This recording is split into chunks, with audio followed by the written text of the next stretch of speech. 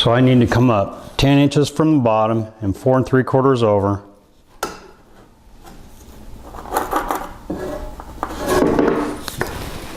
Puts us right there.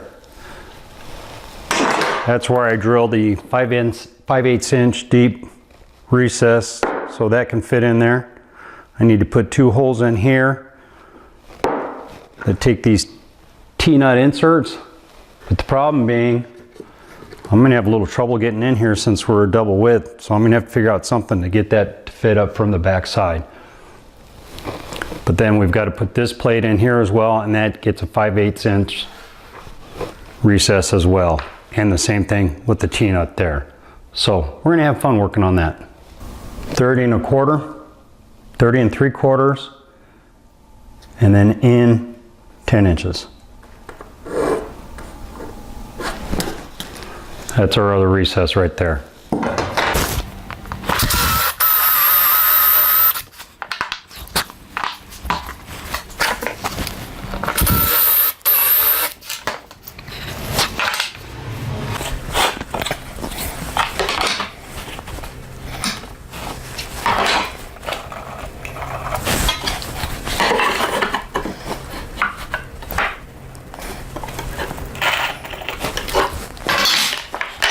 Made both plates square to the face. Now I'll drill these holes for the T-nuts.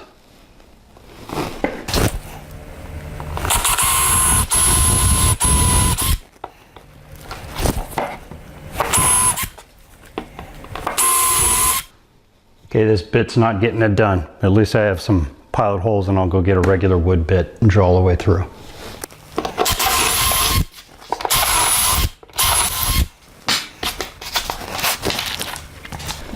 This insert's not going to work because there's nothing to keep it from spinning. It's got an Allen head in the back side, but once I have it in from underneath, it's not going to, I won't be able to get an Allen head right in there, so I'm going to go get a regular type T-nut like this that I can cinch in from the back side, and I can just leave it there. So I took a T-nut, just put a dab of some 2P10 activator and a little bit of glue, just a dab, so when I put the screw through, it'll snap right off. Measured all the way up to how far my screw is, or my T-nut needs to go. Put a little shim to hold it up pretty tight, close to the hole.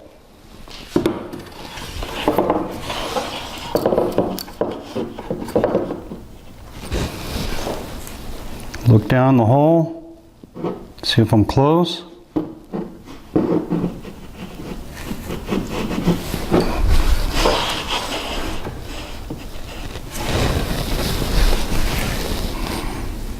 There it is.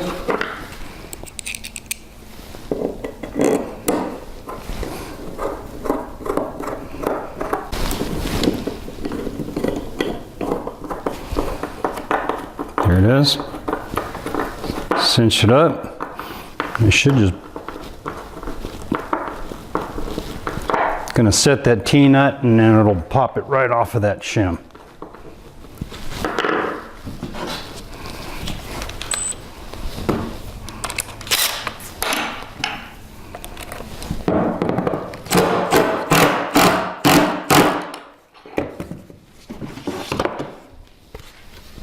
Gone.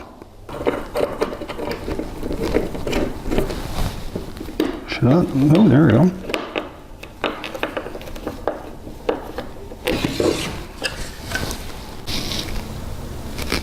So this is the outside of the side rails.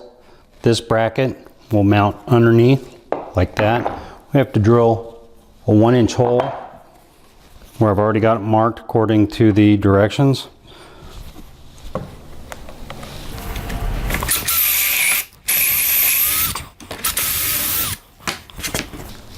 I came through the finished side first because a lot of times you get too much blowout on the other side, but this is okay. I'm gonna go like so. We'll make sure that it's square.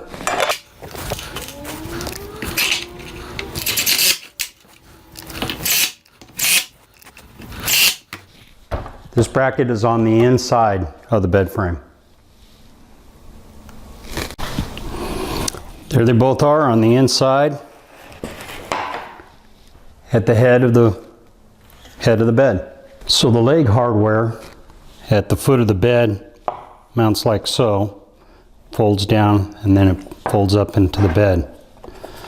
I use the dimensions according to the instructions. 3 1/8 over, 2 1/2 inch down. There's the center.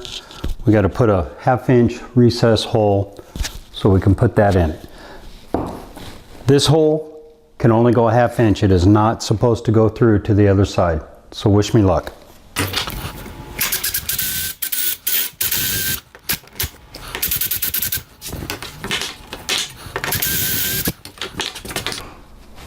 It's perfect. Not going to press my luck on that one. So I was able to drill this just perfect. Didn't ruin any of my pieces, didn't go all the way through. Just like all the others. Gonna make sure that this is square. Gonna mark these. Gotta do a 1/4 inch hole all the way through because we put T-nuts on the other side, both sides.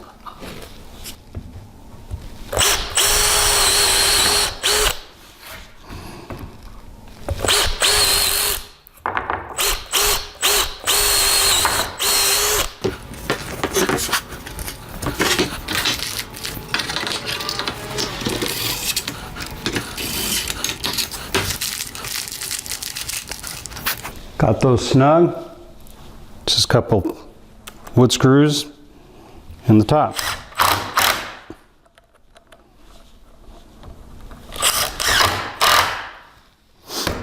All right, gonna go ahead and do the other side. And that's what they look like when they're done. And this will just swing up inside with the mattress and then come on back down. Everything here is just snug because it's going to all come apart so we can put finish on it and not have to mask all this, so all the hardware is coming off. So we're mounting the lower plate on the top of the side rail at the head. We go 1.5 inches over, or 7 1/2 inches from the center of this hole here this way. Use this 5/16 of an inch block to keep the ball just off the top of the rail, and center our hole with this line, make our marks here, and then we'll do the opposite on the other side.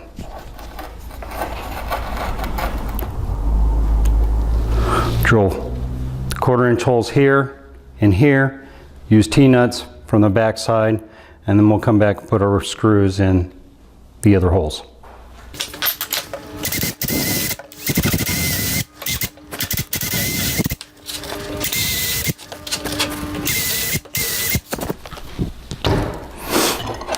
So this plate right here, this is the outside. That plate mounts on the outside. Toggle bolts will come, or the T-nuts will come through on the other side.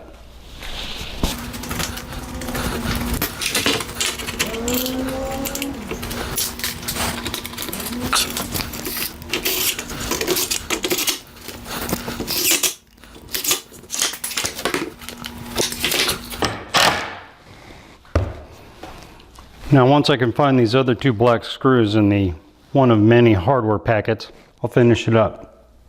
But for right now, I'm going to take a break today. Probably come back sometime tomorrow because the old man's back's out, and I just took some Flexeril, and I plan on doing a little bit of sleeping. So right now I'm going to build H, which is this header piece that goes between the 2 vertical panels. But my side dimensions have changed because my G panels are bigger as well. There it is right there. And we're going to go ahead and build the box. We're going to glue it and pocket hole screw it. And we'll go to double time.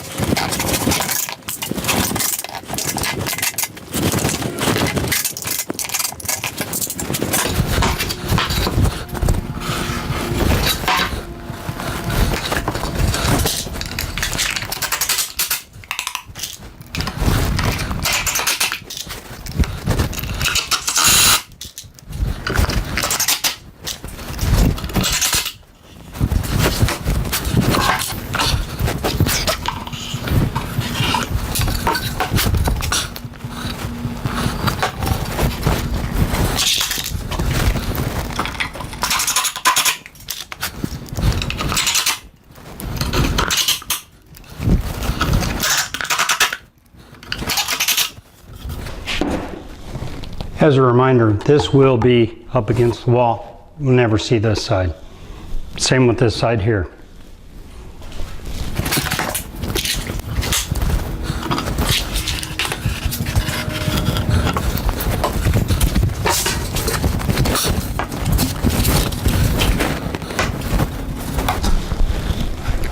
Edge banding down. So this is the part of the video where I do a voiceover because I forgot to turn the microphone on again. What I'm explaining is that no matter how good the joint is, there's always going to be some variances, and I like to use a V-groove detail on these joints as a decorative finish and to tie it in with the rest of the project. I keep a router with the fence set up all the time, as this is a detail that I use quite a bit. Sometimes when I do a paint finish, I'll fill this in and smooth it out, and it just depends on the mood and the look I'm trying to acquire. And on this project, a V-groove blends in well, and it's much easier.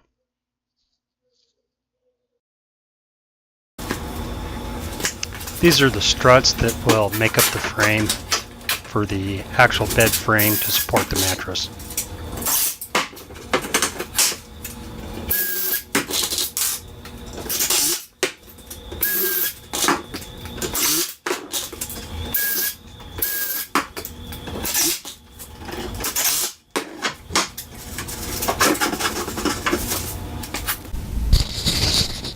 Using those struts, we're going to go ahead and make the bed frame. No, I never worked for Caterpillar.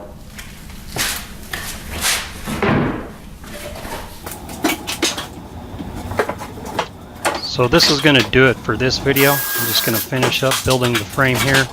In the next video, we're going to start the wainscoting, facing that goes on this, and the rest of the frame, and hopefully I'll get to some finish.